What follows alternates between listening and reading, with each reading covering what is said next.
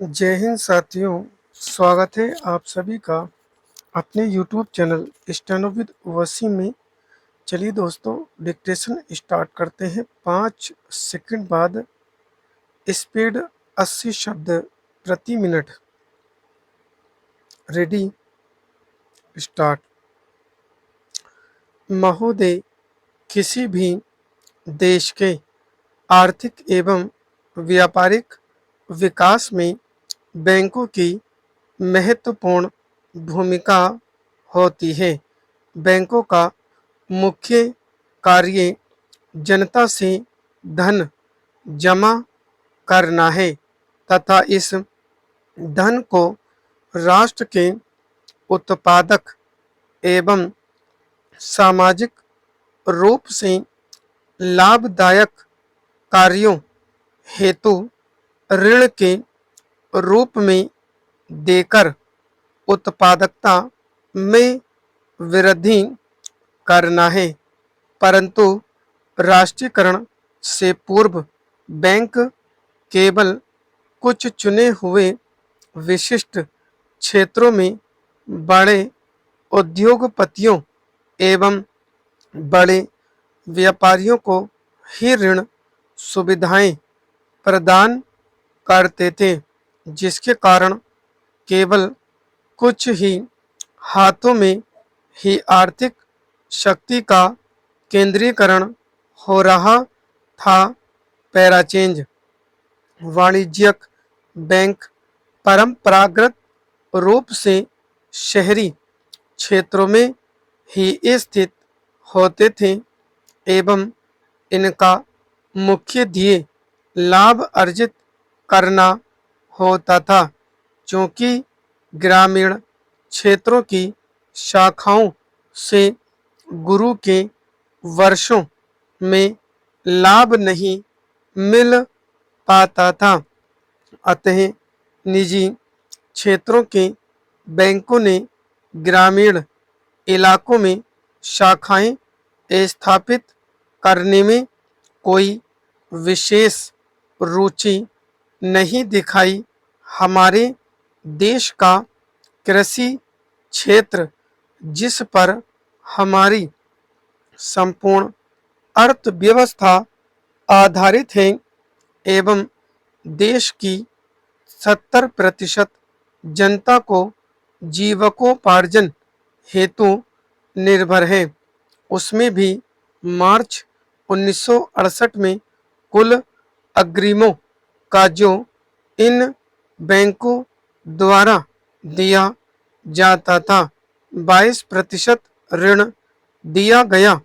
इसके विपरीत बड़े उद्योगों का विकास का हिस्सा कुल अग्रिम का 60.6% था। इन आंकड़ों से स्पष्ट होता है कि कुल ऋणों का प्रमुख हिस्सा बड़े उद्योगों एवं बड़े व्यापारियों को दिया जाता था, जिससे आर्थिक असंतुलन बढ़ता ही गया। पैराचेंज। 19 जुलाई 1969 में निजी क्षेत्र के 14 बड़े व्यापारिक बैंकों का राष्ट्रीयकरण कर दिया गया। इस आधार पर ये बैंक सीधे सरकार के नियंत्रण में आ गए तथा शासन द्वारा निर्धारित नीति के अनुरूप कार्य होने लगा। 18 अप्रैल 1980 को 6 और बैंकों का राष्ट्रीयकरण किया गया। इस प्रकार लगभग 91% बैंक जमा राशि सरकार के नियंत्रण में आ गई। राष्ट्रीयकरण का सीधा तात्पर्य यह था कि बैंकिंग उद्योग पर कुछ प्रभावशाली लोगों का नियंत्रण समाप्त करना, जनता की बचतों को नियंत्रण करना, शासकीय योजनाओं को प्राथमिकताओं के आधार पर उत्पादक उद्देश्यों की ओर ले जाना और आर्थिक बदलाव के लिए बैंकों को एक माध्यम बनाना इत्यादि।